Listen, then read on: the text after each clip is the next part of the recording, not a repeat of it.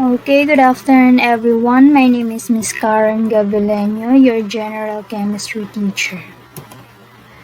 Our topic for today is all about molecules and ions.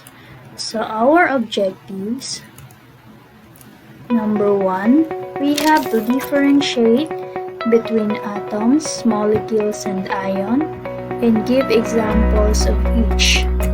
Number 2, we have to determine the charges of each element.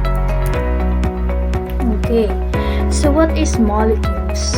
Molecules are atoms that are chemically bonded together. They can be a combination of atoms of the same or different elements. These are the following examples. So we have H2O, NH3, carbon dioxide, and methane gas. So these are the molecules of each atoms. Okay, number 1, we have water. So water consists of 1 oxygen and 2 moles of hydrogen. Ammonia consists of 1 nitrogen and 3 moles of hydrogen. Carbon dioxide composed of 1 carbon and 2 moles of oxygen. Then last is methane. Methane gas contains 1 carbon and 4 moles of hydrogen. Molecules can be diatomic or polyatomic. Okay, so diatomic molecules, so from the word dia means 2. So diatomic molecules contain only 2 elements. So 2 elements or 2 atoms and normally occur in nature. So it can be homonuclear or heteronuclear. So homonuclear if the atoms are in the same element. So atoms of the same element.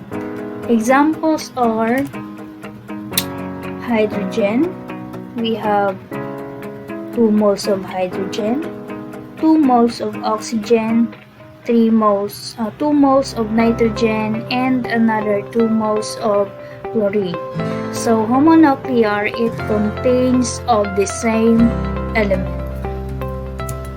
Next is heteronuclear. Heteronuclear are atoms of different elements. Take note, atoms of different elements. Examples are nitrogen oxide, so molecules of 1 nitrogen and 1 oxygen, while water, molecules of 1 oxygen and 2 moles of hydrogen, while nitrogen dioxide, it composed of 1 nitrogen and 2 moles of oxygen. Then last is carbon dioxide. It composed of 1 carbon and 2 moles of oxygen. So hetero means it composed of different elements. So molecules can be classified also as polyatomic ions. So poly means many. Okay? So polyatomic ions contains of 3 or more atoms. So these are the following examples of polyatomic molecules. So polyatomic molecules have also their polyatomic ions. So we have the chemical formula or the chemical name and its chemical formula. So it also include their different charges or the ions.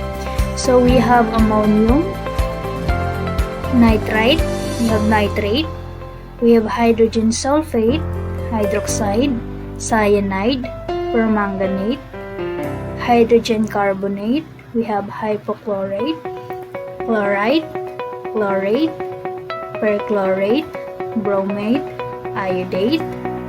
Next is the periodate, acetate, dihydrogen phosphate, carbonate, sulfite, sulfate, thiosulfate, peroxide, chromate, dichromate, hydrogen phosphate, phosphate, and arsenic.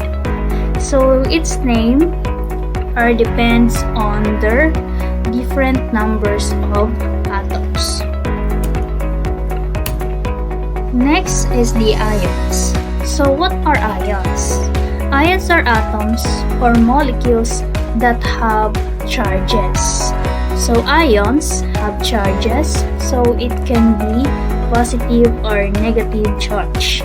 So it is the number of proton that is not equal to the number of electrons. So there are two types of ions.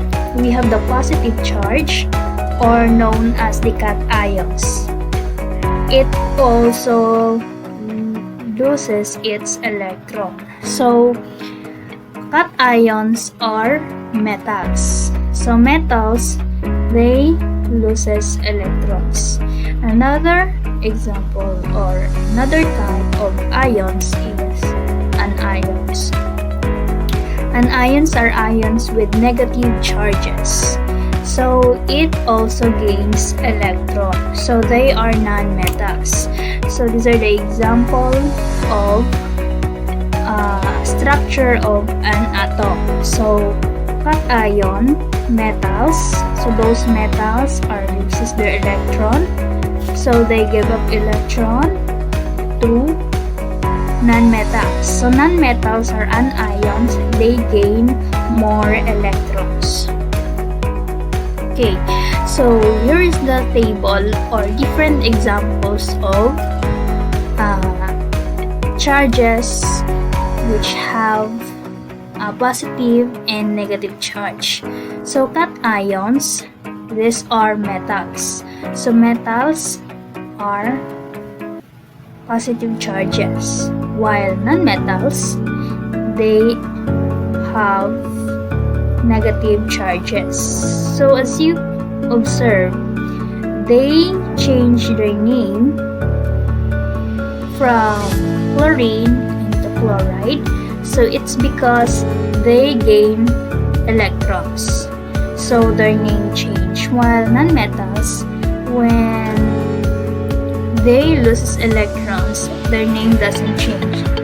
So for example, aluminum, they loses electrons, so its name doesn't change. While chlorine, if chlorine gains more electrons, its name will be changed into chloride. So chlorine into chloride. So those are the different names and its charges. So these are the periodic table of different ionic charges. So from metals and non-metals. So as you can see here, we already know that non-metals are negative charges, while noble gases doesn't have ionic charges. Why? Always take note that noble gases do not have ionic radius. This is because they do not form ions, and they are inert gases, or they are not very non-reactive. So they have also complete their valence electrons. So valence electrons are the outer shell electrons. So these are the examples of different noble gases. They have full outer shell electrons. So they are non-reactive. Okay, so let's practice. So number 1, our direction, we have to identify if it is molecules, ions, or atoms. Okay, let's start. Number 1. So NCl3. So, what kind of name is that? So, it is molecules. Number 2. It is molecules because it composed of one nitrogen and 3 moles of hydrogen. Next, so it is atom because it only have one element or one atom. Next, we have NCl3. Okay, so it is molecules because it composed of one nitrogen and 3 moles of chlorine. Next, we have oxygen negative 2. So it is, or oxide negative 2. It is ions because, as you can see, it has charges. So it has negative charge. So it is ions, not an atom. Next is the potassium chloride. It is molecules. It composed of 2 elements, which is potassium and chlorine. So potassium chloride. Next is the hydrogen phosphate. So hydrogen phosphate is ions because it has charge. So it has negative charge. It composed of 1 hydrogen, 1 phosphorus, and 4 moles of oxygen. Okay, so that's all for today. If there's any question, please don't hesitate to ask. Thank you and goodbye.